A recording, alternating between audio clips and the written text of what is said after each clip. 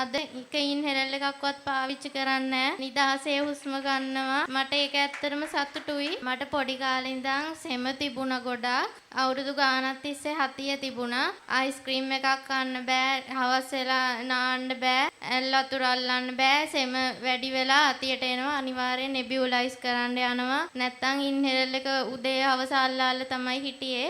මුලින්ම මීගමුව සභාවට ආවේ. එතකොට ඉස්සරහම වගේ තමයි එදා ඉඳගෙන හිටියේ. ඉතින් මම හිතින් ජේසුස් වහන්සේට කිය හිටියා මාව ගන්න ඉස්සරහට කියලා. මුලින් අමාරු ලෙඩුන් අරගෙන ඊට පස්සේ මැද හරියේදී පාස්ටර් කිව්වා අසාමාන්‍ය ලෙස සෙම තියෙන කෙනෙක් ඉන්නවා ඉස්සරහට එන්න කියලා. මං ඊට පස්සේ ඉස්සරහට ආවා. අනාගත වක්තෘතුමා අත තියලා සුව කරා. අද එක ඉන්හෙලර් එකක්වත් පාවිච්චි කරන්නේ නැහැ. නිදහසේ හුස්ම ගන්නවා. මට ඒක ඇත්තටම සතුටුයි. අනාගත වක්තෘතුමාට ස්තුති වේවා.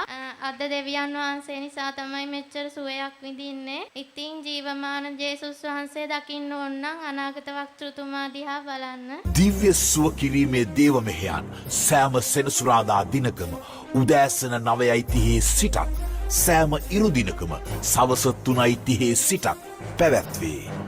විමසි ස්ථානය